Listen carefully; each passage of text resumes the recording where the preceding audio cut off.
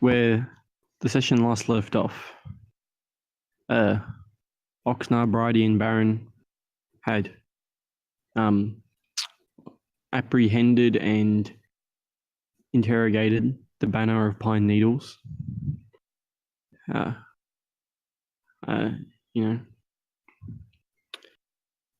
Doing what they were to do, helping Oxnard,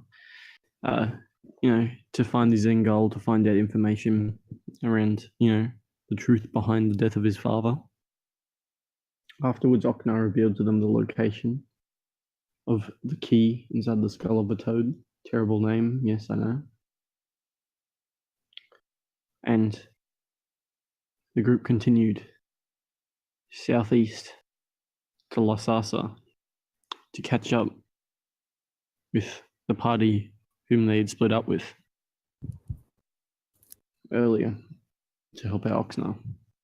Oxnard departing, continuing to complete his own quest. Arriving in the gates of Lasasa, deep within the marshland, this strange town was oddly bustling with activity, with a number of crates and produce and product of all kinds being moved around town, offloaded boats heading upriver from the south, or just simply watching the boats pass through, packed with crates of an unknown source and of an unknown kind. All the while, Bridie and Baron were met with stares of the townsfolk, uneasy at their presence, specifically the presence of, an elf and a man in a large suit of armor. They obviously weren't used to these kind of newcomers this deep in the marshland. It wasn't before long where Merzin came from the shadows, laying low after splitting up with the rest of the group.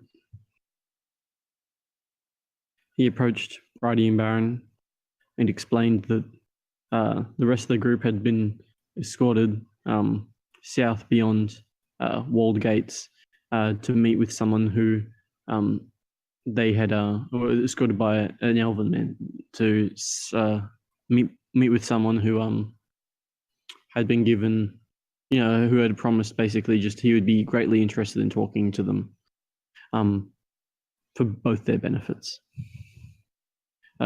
Merzin, being Merzin, instead decided to slink off into the shadows and follow from a distance, and instead found that the gates of the south of the city were simply impassable,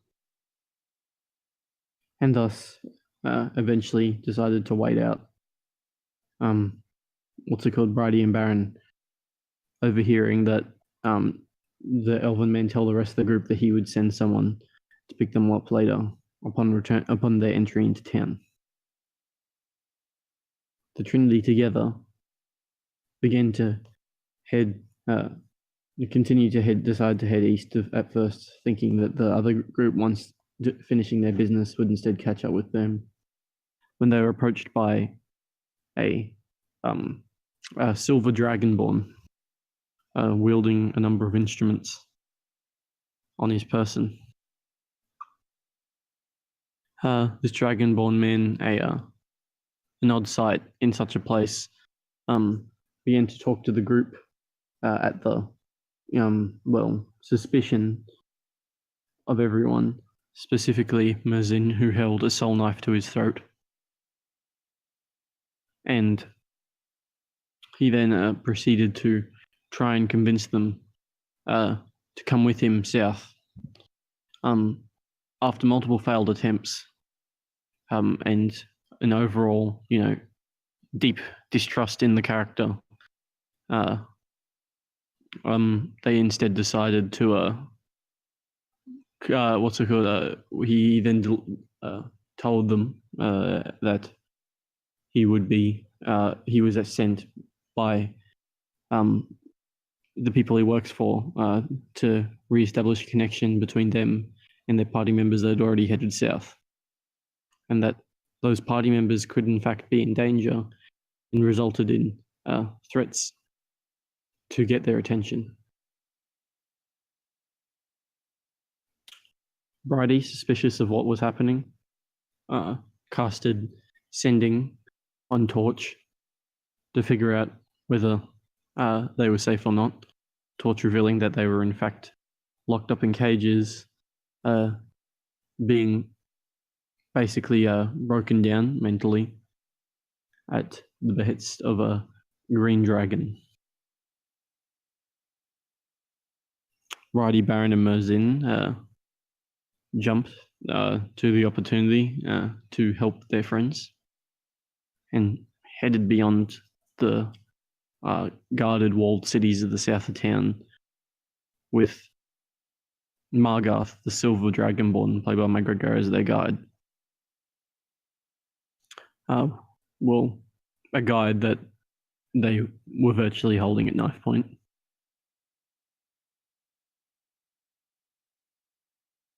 As things went on, Margarth repeatedly tried to gain their trust, pulling them to the side, and with different efforts to convince them. All of the while, the group began sharing ideas and plans to off Margarth at the first chance they saw.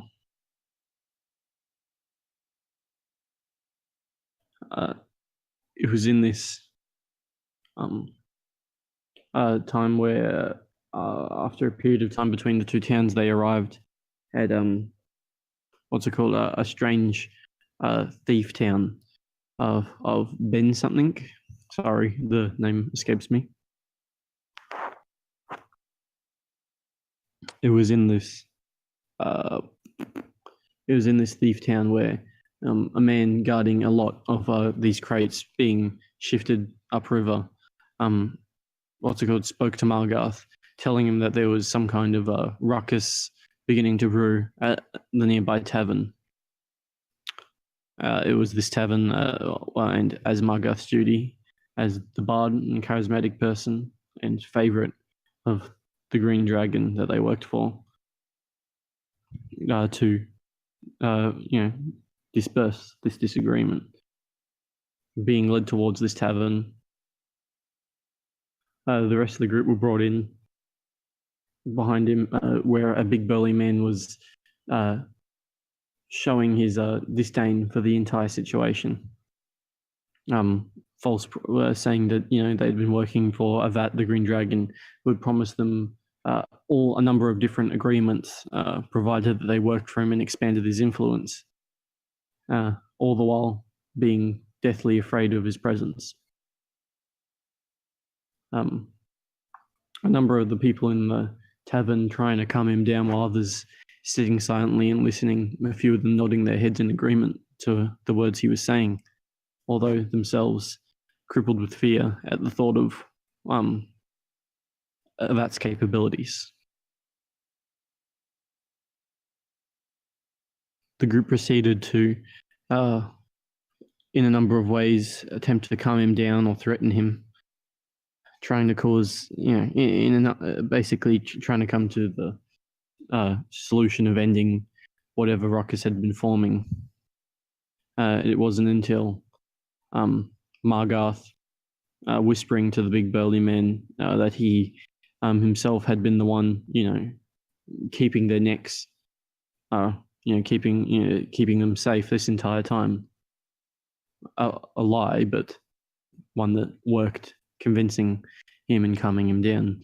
Before another member in the corner, a thinner man with a great sword, began to pipe up about the fact that similar displeasures about the entire situation. The group talking to him revealed that he had a wife and child in a faraway town that he hadn't seen, and they had grown sick, and he had simply gone this way to help, trying to earn money that could fund, medicinal treatment or clerical treatment. It was then that the group both persuaded him that money he had been working for was being transported to his family in the first place, and that through a number of efforts, Margarth was trying to secure a way for him to possibly himself achieve perhaps visitation of his family whom he hadn't seen in a long time. Bringing the confrontation in the bar to a lull, the group stayed the night in the tavern as sunset was quickly approaching. Bridie borrowing the riddle ring of Merzin and going to the roof to sit underneath the moon to access it. Margarth approaching Bridie, casting a spell of a zone of truth on himself in an effort to convince her of his reliability and and the fact that he himself was a good person and meant no harm. Uncertain of whether Bridie accepted the attempt at convincing her, and unsure of whether the effect of the spell truly affected him, Bridie wished him to leave, which he did at the end of the spell's duration. It was after this point where Bridie accessed the riddle ring and set up sitting in the field of dotted islands amongst the stream between the large towering mountains that soar above the clouds in the sky. She sat with her, in her view, the cherry blossom tree and all the equipment that lay beneath, and prayed towards Corallon about the previous encounter that had happened a day or two before with the banner of pine needles, also worshippers of Corallon.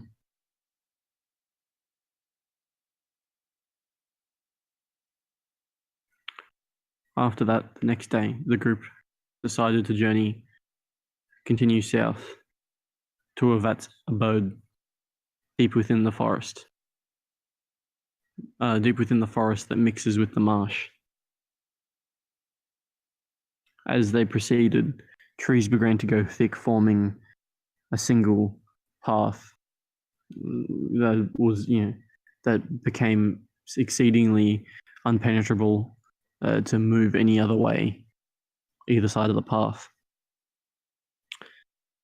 An acrid smell and a waft of green fog lay just below the foliage, and light that managed to push its way through the tops of the trees had a subtle emerald green colouring to it.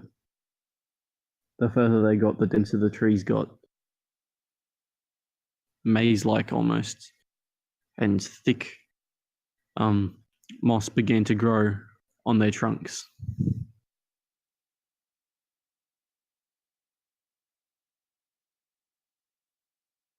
After a certain point, they found their way to to a small-ish clearing prior to the trees getting extremely dense, where they were attacked by 3 large bears with a coat of a deep dark green, moss-like the trees and the marshlands, with jutted bone-like structures coming from their different portions of their bodies. The bears attacked the group. The group managed to subdue them, and they pressed on.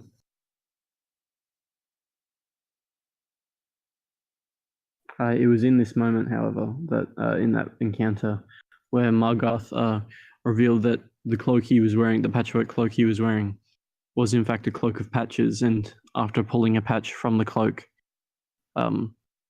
it gave way to 2 large mastiffs that began to fight by his side, and Convincing one of them to stay, the other one ran off into the forest. As the group pressed onwards, and this time reaching a larger clearing with a lake and beautiful intricate instruments hanging on the trees, with a number of pieces of furniture laying at their base of beautiful elven design. The acrid fog below the foliage grew thicker and the smell more intense. They heard the voice of the cunning and manipulative Avat, leader of this strange thief and criminal organization. He proceeded to interrogate about their purpose for coming here, what was their end goal, how they could perhaps strike a deal. After continuous back and forths, revealing the group's unwillingness to work with what appeared to be a dragon, or what they knew to be a dragon, and an evil one at that. And a number of different attempts to reveal himself proved that he was perhaps smaller than expected, his head pushing through the tree line, showing a more blackish colouring to him rather than the brighter green that they expected. However, it was this alone that caused Merzin, beckoning him to show his face, to become crippled with fear at the sight of him.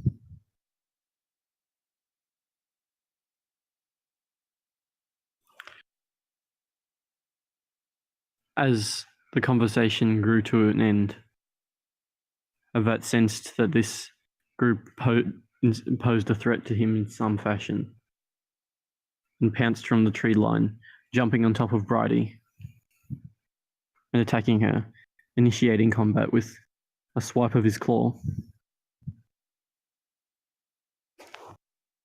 In the combat, through back and forths, Avat flying high into the sky, and him laying breath weapons upon the group, with a lot of them to begin with making their saves, and Baron himself being resistant due to his form.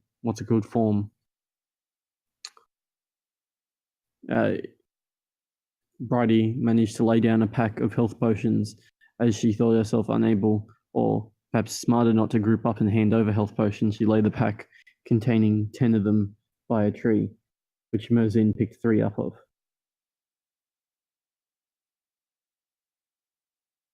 As the battle continued, Margarth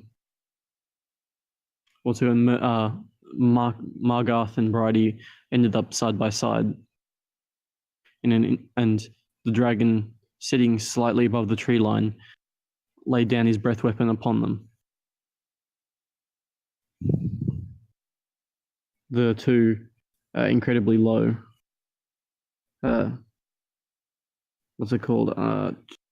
two incredibly low, I believe, Margarth, Bridie going down, and Margarth instead choosing to attempt to resuscitate her, using his rather than use a full action to heal her, rather than using a full action to heal her with like a healing. Oh, he didn't have a healing potion, but instead using his bonus action instead of casting Healing Word to attempt to make the dragon fall out of the sky, using his bardic class. The dragon falling from its 30-foot status, taking damage, although it appeared to be, negligible. The dragon climbed its way out of the tree line, succeeding on a number of acrobatics checks to make its way out of the dense trees that had fallen down upon, and then had approached Margarth, swiping him with his claw and dropping him as well unconscious. Baron running up behind the dragon, Baron himself, whom had earlier successfully used Tony to fear the menacing green dragon himself, managed to leave a final blow upon the dragon. It was in this moment where Merzin, coming upon his turn, came out from the tree line and standing over Bridie and Margarth's body, instead of healing either of them, decided to take upon a game of chance, which caused him to take Bridie's life, stabbing her unconscious body. At this, Baron began, with a sense of rage within him, ran full pelt at Merzin, attacking him.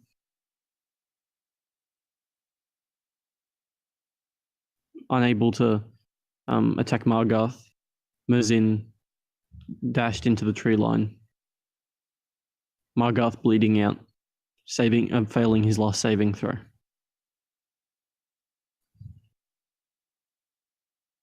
As the combat continued, it became a game of Merzin hiding within the trees, getting stealthier and stealthier, and Baron trying to eye him out. It eventually came to the point where Baron had retrieved the backpack containing the 7 healing potions that Bridie had left on the ground.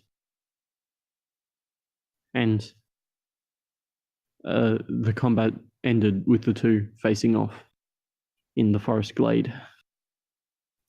And that's basically as far as the session, that's where the session ended. We didn't go anywhere near the full time, which is why it seems probably shorter than usual, because we started later. Instead of playing later, we finished at the normal time because that's all people could play to. So we ended up playing maybe an hour or two shorter than we usually do. And also, it should be mentioned that the rest of the group where they have been taken is currently unknown, although via Bridie's sending message, it is obvious that they have been detained somewhere by Avat for the purpose of having them psychologically broken, maddened with fear, and possibly inducted into his group of criminals.